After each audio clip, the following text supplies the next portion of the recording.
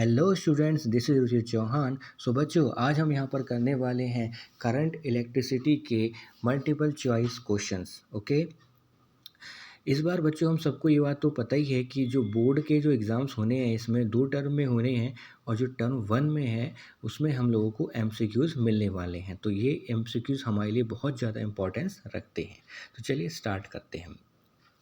सबसे पहले हम क्वेश्चन नंबर यहाँ पर 1 देखते हैं। क्वेश्चन नंबर 1 यहाँ पे क्या है, मैं हाईलाइट कर देता हूँ।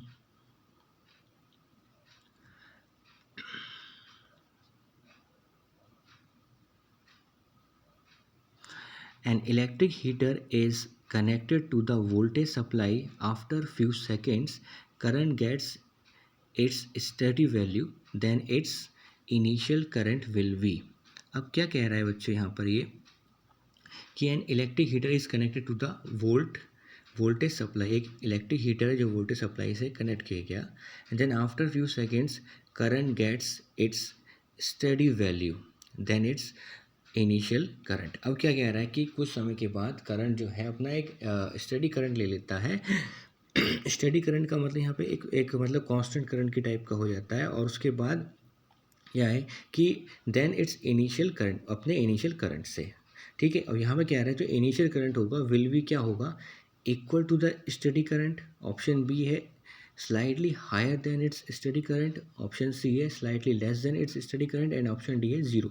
तो बच्चों हम सभी जानते हैं यहाँ पे जैसे यहाँ पे करंट फ्लो करा होगा तो यहाँ पे कुछ समय के बाद क्या होगा, वायर जो है आपका हीटअप हो जाएगा, और जब वायर हीटअप हो जाएगा तो उसमें रेजिस्टेंस बढ़ जाएगा, और उसकी वजह से क्या होगा, यहाँ पे जो आपका स्टडी करंट होगा वो क्या होगा, वो थोड़ा सा कम होगा उस रेजिस्टेंस की वजह से।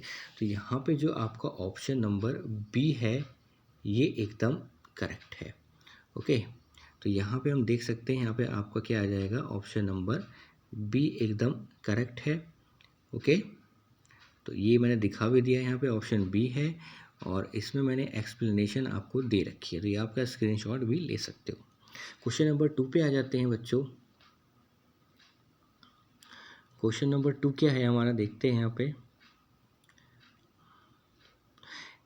इन the equation A B equal to C, A is the current density comma C is the electric field, then B is. अब क्या कह रहे हैं कि क्वेश्चन दे रखी है ए बी इक्वल टू सी, और ए करंट डेंसिटी है, सी यहाँ पे इलेक्ट्रिक फील्ड है। तो हमें यहाँ बताना है कि बी क्या होगा। तो 4 ऑप्शन दिए हुए हैं यहाँ पे, resistivity, conductivity, potential difference and resistance.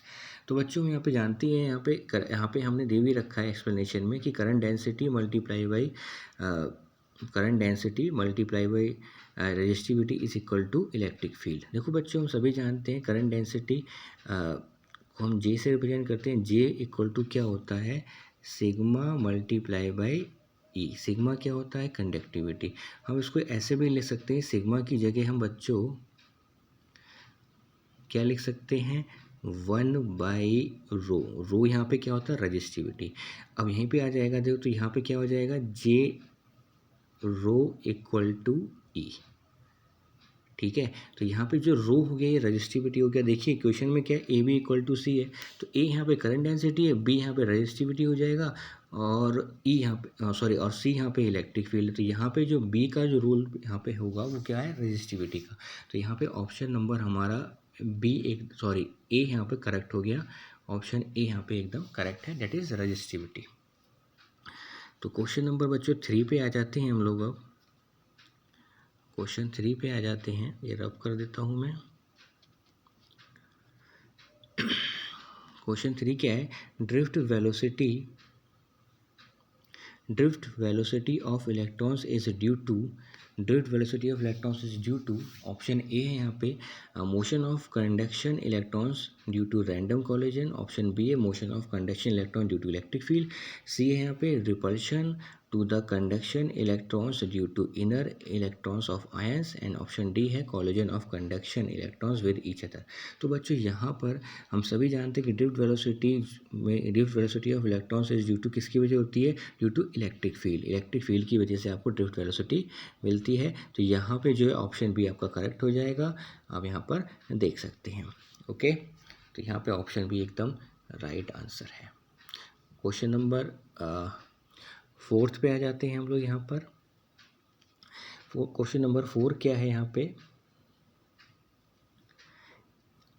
A cell having an EMF E and internal resistance small r is connected across a variable resistor of resistance R, capital R, है ना. As the resistance R increases, the plot of the potential difference V across R is given by. देखो बच्चों, हम सभी जानते हैं यहाँ पर कि V एक टर्मिनल वोल्टेज का कह सकते हैं और I इंटू आर होता है. ठीक है, या आप ऐसे भी कह सकते हो V equal to E minus I small r. ये स्मॉल आर इंटरनल रेजिस्टेंस होता है. तो यहाँ पे अगर आप देखोगे, जब आपकी यहाँ पे जो ऑप्शन बी है यहाँ पे वो एकदम करेक्ट है. क्यों है? क्योंकि जब रेजिस्टेंस जीरो होगा तो वोल्टेज भी जीरो होगी, और जैसे जैसे रेजिस्टेंस बढ़ेगा तो ये आपकी टर्मिनल वोल्टेज भी इंक्रीज़ हो रही है. और यहाँ पे टर्मिनल वोल्टेज होती है वो क्या रहती है, मैक्सिमम कितनी जाएगी, ई से कम रहती है. ठीक है, तो V इक्वल टू हमें पता है V equal to E minus I R होता है. तो यहाँ पे देखो ई से यहाँ पे कम रहेगा टर्मिनल वोल्टेज, तो यहाँ पे दिख भी रहा है, तो यहाँ पे ऑप्शन नंबर बी करेक्ट है. चलिए बच्चों, अब आ जाते हैं हम यहाँ पे क्वेश्चन नंबर 5 पर. क्वेश्चन 5 क्या है यहाँ पे, मैं रब भी कर देता हूँ, थोड़ा सा क्लियर दिखेगा आप लोगों को. क्वेश्चन 5 क्या है यहाँ पे, in parallel combination of n cells we obtain. ठीक है, in parallel combination of n cells we obtain more voltage. Option B है मोर करंट, ऑप्शन सी है less voltage, and option D है लेस करंट. तो बच्चों, हम सभी जानते हैं जब भी हम क्या करते हैं, पैरेलल कम्बिनेशंस करते हैं, तो उस केस में क्या हो जाता है, हमारा रेजिस्टेंस जो नेट इक्विवेलेंट रेजिस्टेंस आता है वो लेस आता है, कम आता है. अगर रेजिस्टेंस ही कम हो जाएगा तो करंट क्या होगा, इंक्रीज होगा. तो इस तरीके से हम देख सकते हैं ऑप्शन बी यहाँ पर करेक्ट है, मोर करंट, मोर करंट. ठीक है, तो ऑप्शन बी यहाँ पर एकदम सही है. एक्सप्लेनेशन भी मैंने दे रखी है.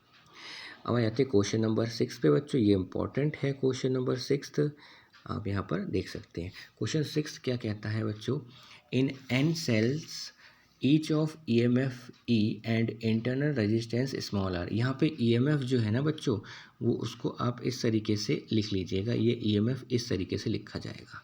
ठीक है, E M F E and internal resistance small r connected in parallel, then the total E M F and internal resistance will be. यहाँ पे कह रहा है कि जो एन नंबर ऑफ सेल्स हैं उनको कैसे कनेक्ट किया गया, पैरेलली कनेक्ट किया गया, और इंटरनल रेजिस्टेंस क्या है, आर. ये भी आपके पैरेलली कनेक्ट किए गए हैं. ठीक है, एन टाइम्स. अब यहाँ पे कह रहा है कि टोटल यहाँ पे ईएमएफ क्या होगा और इंटरनल रेजिस्टेंस. तो हम जानते हैं पैरेलल में इंटरनल रेजिस्टेंस की वैल्यू में चेंज नहीं होता है, तो यहाँ पर पैरेलल कम्बिनेशन में पोटेंशियल में चेंज नहीं हो सकता. तो यहाँ पर जो ईएमएफ वो पोटेंशियल डिफरेंस ही तो होता है, तो यहाँ पे ईएमएफ में कोई चेंज नहीं होगा पैरेलल कम्बिनेशन में. अब आ जाते हैं रेजिस्टेंस की बात. तो रेजिस्टेंस में क्या होता है, हम सभी जानते हैं रेजिस्टेंस के लिए, पैरेलल के लिए रेजिस्टेंस का फॉर्मूला क्या होता है बच्चों, आपका जो अगर इक्विवेलेंट रेजिस्टेंस निकालोगे तो वो क्या होता है, इंडिविजुअल रेजिस्टेंस क्या होता है, इंडिविजुअल रेजिस्टेंस डिवाइडेड बाय जितने नंबर ऑफ रेजिस्टेंस हैं. तो यहाँ पे एन से आप यहाँ पे डिवाइड कर दो कि आर बाई एन हो जाएगा. तो यहाँ पे ऑप्शन नंबर ए एकदम करेक्ट है. ओके, चलिए मैं इसे रफ कर देता हूँ. तो यहाँ पे ऑप्शन ए करेक्ट है. ओके, आ जाते हैं क्वेश्चन नंबर 7 पे. In a Wheatstone bridge, if the battery and galvanometer are interchanged, then the deflection in galvanometer will be. Option A है change in previous direction, option B है not change, option C है change in opposite direction, and option D है none of this. तो बच्चों, हम जानते हैं यहाँ पे व्हीटस्टोन ब्रिज के अंदर अगर आप बैटरी और गैल्वेनोमीटर में चेंज भी करोगे, इंटरचेंज भी करोगे आप इनको, तो भी ये व्हीटस्टोन ब्रिज ही रहेगा. व्हीटस्टोन ब्रिज चेंज नहीं होगा. इसका मतलब अगर वो व्हीटस्टोन ब्रिज ही है तो गैल्वेनोमीटर की डिफ्लेक्शन में कोई चेंज नहीं होगा. तो यहाँ पे ऑप्शन यहाँ पे बी एकदम करेक्ट है. ठीक है, मैं ये कर देता हूँ, ऑप्शन जो है बी यहाँ पे करेक्ट हो जाएगा. ठीक है, पे अभी थोड़ी सी इसमें प्रॉब्लम आ रही है, तो ऑप्शन बी यहाँ पे करेक्ट है. नेक्स्ट आ जाते हैं बच्चों यहाँ पे क्वेश्चन नंबर 8 पे. क्वेश्चन नंबर 8 पे when a metal conductor connected to left gap of a metre bridge is heated the balancing point. अब क्या एक मेटल कंडक्टर है, कनेक्ट कैसे किया गया, left of the metre bridge and then heated, then the balancing length या balancing point किधर shift होगा ये बताना है हमें. तो ऑप्शन ए है shift towards right, option B है shift toward left, option C है remains unchange, and option D है यहाँ पर रिमेन्स एट जीरो। तो यहाँ पे बच्चों ऑप्शन जो है हमारा ए हो जाएगा करेक्ट। यहाँ पे ऑप्शन आपका ए एकदम करेक्ट आंसर हो जाएगा। क्यों हो जाएगा, यहाँ पे आप देख सकते हो कि as the resistance of metal increases on increasing the temperature, जैसे ही आप टेम्परेचर बढ़ाओगे रजिस्टेंस बढ़ जाएगा। So resistance of the metal conductor in left arm will increase on heating. ठीक है, ये मैंने एक्सप्लेनेशन दे रखी है। द मीटर ब्रिज हम सभी जानते हैं। देखो यहाँ मीटर ब्रिज के अंदर अगर आप बात करो, यहाँ पे मीटर ब्रिज की अगर हम बात करते हैं तो यहाँ पे फॉर्मूला क्या हो जाता है आपका, R1/R2 equal to balancing length क्या है, L/100 - L यहाँ पे बैलेंसिंग लेंथ है। अब जब हमने R1 इंक्रीज किया तो L also increases and hence balancing point shift towards right. जब भी रेजिस्टेंस बढ़ेगा तो यहाँ पे बैलेंसिंग पॉइंट याद रखना आपको क्या करती है, shift towards the right. Okay, तो आ जाते हैं क्वेश्चन नंबर 9 पे।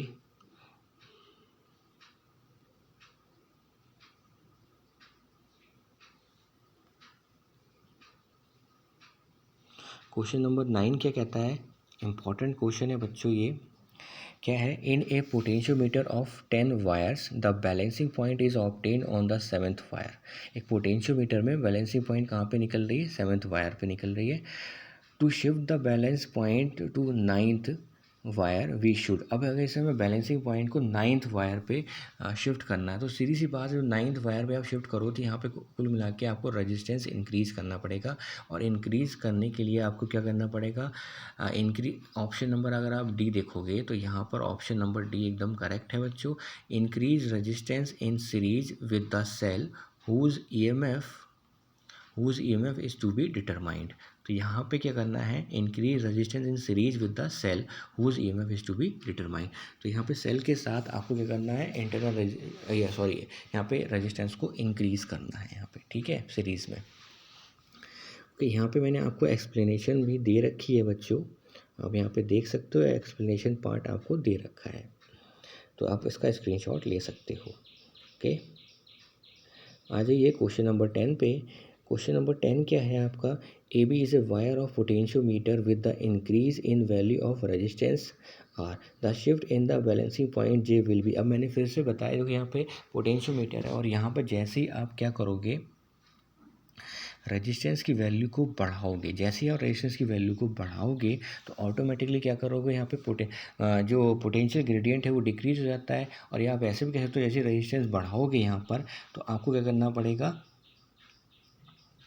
जो बैलेंसिंग लेंथ है किधर शिफ्ट करनी पड़ेगी, राइट डायरेक्शन में। ठीक है, तो मतलब ये कह सकते हो बैलेंसिंग लेंथ बढ़ जाएगी। तो बैलेंसिंग लेंथ अगर बढ़ेगी तो यहाँ पे क्या होगा, ये बी की तरफ शिफ्ट होगा। तो यहाँ पे ऑप्शन नंबर ए आपका एकदम करेक्ट है, टुवार्ड्स द बी।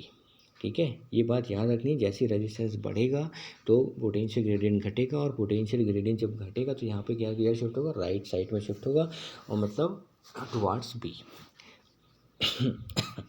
अब देखिए बच्चों, यहाँ पे क्वेश्चन नंबर 11 पे आ जाते हैं। क्वेश्चन नंबर 11 क्या है, Ohm's law is not obeyed by option A electrolytes, option B है डिस्चार्ज ट्यूब, ऑप्शन सी है vacuum tubes, and option D है ऑल ऑफ दीज। तो बच्चों यहाँ पर ऑल ऑफ दीज आपका आंसर है, सभी के सभी ओम्स लॉ को फॉलो नहीं करते। अब आ जाते हैं क्वेश्चन नंबर 12 पे, विच of the following IV graph represents ohmic conductors. तो हम सभी जानते हैं कि भैया ओमिक कंडक्टर्स किसी ओम्स लॉ को फॉलो करते हैं, और ओम्स लॉ के अकॉर्डिंग हमें पता है कि V is directly proportional to I। अब ऐसा कौन सा ग्राफ शो कर रहा है, यहाँ पे ऑप्शन ए यहाँ पे बिल्कुल करेक्ट है, जहाँ पे V is directly proportional to I है। ठीक है, तो ऑप्शन ए यहाँ पे एकदम करेक्ट है। नेक्स्ट आ जाते हैं बच्चों हम यहाँ पे क्वेश्चन नंबर 13 पे, the IV characteristics shown in figure represents, option A ohmic conductors, option B non ohmic conductors, option C insulators, and option D है सुपर कंडक्टर्स। तो यहाँ पर ऑप्शन बी यहाँ पर एकदम ही करेक्ट हो जाएगा आपका। क्यों हो जाएगा, क्योंकि बी क्या है, नॉन ओमिक कंडक्टर्स, और नॉन ओमिक कंडक्टर्स में क्या होता है, IV जो ग्राफ होता है वो नॉन लीनियर होता है। IV ग्राफ जो होता है बच्चों वो नॉन लीनियर होता है, यहाँ साफ दिख रहा है ये नॉन लीनियर है। ओके, अब आ जाते हैं क्वेश्चन नंबर 14 पे। 14 क्या है, विच of the following is correct for VI graph of a good conductor. अब याद रखना बच्चों, गुड कंडक्टर के लिए जो ग्राफ होता है वो स्टार्टिंग में ओम्स लॉ को फॉलो करता है, उसके बाद क्या होता है कुछ देर के बाद वो डेविएट कर जाता है। तो यहाँ पे आप देख रहे हो स्टार्टिंग में ऑप्शन जो ए है आप यहाँ पे देख सकते हो जो ऑप्शन ए है यहाँ पर, इसमें स्टार्टिंग में जो है वो ओम्स लॉ को फॉलो कर रहा है, उसके बाद ये यहाँ पे ऐसे डेविएट कर रहा है, तो ऑप्शन ए यहाँ पे करेक्ट है। ठीक है, अब आ जाते हैं हम यहाँ पे ऑप्शन क्वेश्चन नंबर 15 पे। The resistivity of alloy manganin is, the resistivity of alloy manganin is. अब देखो बच्चों, हम सभी जानते हैं यहाँ पे जो अलॉय होते हैं या मैंगनीन हो गया जैसे आपका, तो ये इंडिपेंडेंट ऑफ टेम्परेचर होता है। टेम्परेचर बढ़ाने पे इनके रेजिस्टेंस या रेजिस्टिविटी पे कोई फ़र्क नहीं पड़ता। तो यहाँ पे ऑप्शन ए जो है आपका बिल्कुल ही सही आंसर है। ठीक है, ऑप्शन ए यहाँ पे करेक्ट है। आ जाते हैं क्वेश्चन नंबर 16 पे। In a current carrying conductor the net charge is. बच्चों ये बात याद रखो, तो करंट कैरिंग कंडक्टर है, उसमें बताना कि नेट चार्ज क्या होगा। नेट चार्ज का मतलब यहाँ पे क्या है कि भाई टोटल चार्ज क्या होगा। अब भाई देखो, यहाँ पे करंट कैरिंग कंडक्टर जरूर है, बट इसमें जितने प्रोटॉन होंगे उतने तो इलेक्ट्रॉन होंगे। इसका मतलब जितने पॉजिटिव उतने नेगेटिव, तो नेट चार्ज क्या हो गया, जीरो। तो इस तरीके से यहाँ पे ऑप्शन यहाँ पे सी आपका एकदम करेक्ट आंसर बन जाएगा। ठीक है, ऑप्शन नंबर सी। सी क्या है यहाँ पे, जीरो, नेट चार्ज जीरो रहेगा। अब आते हैं क्वेश्चन नंबर 17 पे। 17 क्या है आपका, in the absence of electric field the mean velocity of free electrons in a conductor at absolute temperature T is. अब यहाँ पे क्या कह रहा है, टेम्परेचर कांस्टेंट है, कह रहा है कि in the absence of electric field, electric field नहीं है, तो मीन वेलोसिटी का मतलब यहाँ पे होता है ड्रिफ्ट वेलोसिटी। तो बच्चों हम सभी जानते हैं अगर इलेक्ट्रिक फील्ड नहीं होगा तो इलेक्ट्रॉन्स रैंडमली मूव करेंगे और उनका नेट वेलोसिटी जीरो हो जाएगी।